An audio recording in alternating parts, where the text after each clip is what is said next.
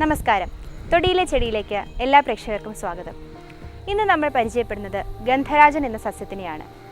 റുബിയേസിയ കുടുംബത്തിൽപ്പെടുന്ന ഇതിൻ്റെ ശാസ്ത്രീയ നാമം ഗാർഡനിയ ഗമ്മിഫെറ എന്നാണ്. സംസ്കൃതത്തിൽ നാഡി ഹിംഗു എന്നാണ് ഇതിനെ വിശേഷിപ്പിക്കുന്നത്. സോമനാദി കായം എന്നുള്ളത് ഇതിൻ്റെ മറ്റൊരു പേരാണ്. ഇന്ത്യയിലെ പൂന്തോട്ടങ്ങളിൽ നട്ടുവളർത്തുന്ന ഒരു സുഗന്ധ പുഷ്പി കുറ്റിച്ചെടിയാണ് ഗന്ധരാജൻ. 8 അടിയോളം ഉയരം വരുന്ന ഈ സസ്യത്തിന് ചുവട് മുതൽ തന്നെ ധാരാളം ശാഖകളുണ്ട്. തവിട്ട് കലർന്ന നിറമാണ് ഇതിൻ്റെ മരപ്പട്ടയ്ക്ക്. ഏകദേശം 4 മുതൽ 18 സെൻറ്റിമീറ്റർ വരെ നീളം വരുന്ന ഇതിൻ്റെ ഇലകളുടെ അഗ്രഭാഗം നേരിയ കൂർത്തതാണ്. വളരെയധികം തിളക്കമാർന്ന ഇലകൾക്ക് കടും പച്ച നിറമാണ്. ഇതിൽ 10ഓളം സിരാഞരമ്പുകൾ തെളിഞ്ഞു കാണപ്പെടുന്നു. ഇലകൾ സമുഖമായാണ് ക്രമീകരിച്ചിരിക്കുന്നത്. ശാഖാഗ്രങ്ങളിൽ വിരിയുന്ന കട്ടതളങ്ങളുള്ള പുഷ്പത്തിന് വെള്ള നിറമാണ് വിരിയുമ്പോൾ ഉണ്ടാവുക. ക്രമേണ അത് ഇളം മഞ്ഞ നിറമായി മാറുന്നു.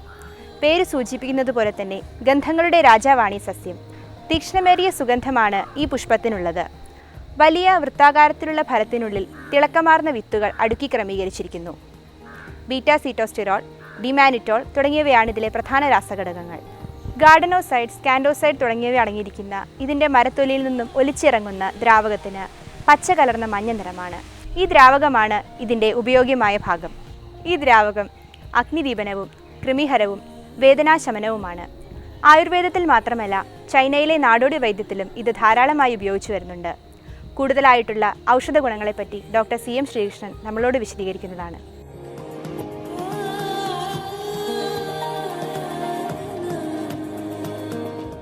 ഗന്ധരാജൻ, ഗന്ധത്തിൽ രാജൻ എന്നാണ് പറയുക. അത്യധികം ഗന്ധമാണ് ഗന്ധമുള്ളത്. ആ ഗന്ധം കൊണ്ട് തന്നെ ഇതൊരു കപശമനാണ്.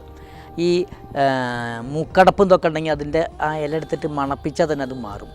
പിന്നെ ഈ ശ്വാസരോഗത്തിൽ ഇതിൻ്റെ സ്വരസം എടുത്ത് കൊടുക്കാം. ഇത് ഏറ്റവും രുചിപ്രദമാണെന്നുള്ളത്. ഇതിൻ്റെ സ്വരസം എടുത്ത് കഴിഞ്ഞാൽ വിശപ്പ് രുചി ഉണ്ടാകുന്ന ഒരു ഔഷധമാണ്. പിന്നെ ഇതിൻ്റെ ഒരു പ്രയോഗം, അത്ഭുത പ്രയോഗം ഈ നാടോടി ഭാഷയിൽ ഇത് രക്താർബുദത്തിലൊരു ഔഷധമാണ്. ഇതിൻ്റെ സ്വരസം എടുത്ത് കൊടുത്തു കഴിഞ്ഞാൽ രക്താർബുദ രോഗം ശമിക്കുമെന്നാണ് പറയുന്നത്. പിന്നെ ഈ തലവേദനയൊക്കെ വരുമ്പോൾ ഇതിൻ്റെ ഈ ഇല അരച്ചിട്ട് അതിൻ്റെ നീര് 2 ഭാഗത്ത് പരട്ടിക്കഴിഞ്ഞാൽ, പ്രത്യേകിച്ച് കൊടിഞ്ഞിക്കുത്ത് എന്ന് പറഞ്ഞൊരു തലവേദന ഉണ്ട്, അതിന് ഇത് പരട്ടിക്കഴിഞ്ഞാൽ പെട്ടെന്ന് വേദന ശമിക്കും. പിന്നെ ഇത് രക്തശുദ്ധീകരമാണ്. അത് അകത്തേക്ക് കഴിച്ചു കഴിഞ്ഞാൽ രക്തം ശുദ്ധീകരിച്ച് ചൊറി ചരങ്ങൾ, അതുപോലെ ഈ ശരീരത്തിൻ്റെ ഈ ഒരു കനം വെച്ച ശരീരം, ഇതൊക്കെ ശുദ്ധീകരിച്ച് ശരീരം ലഘുത്വമാക്കി മാറ്റും.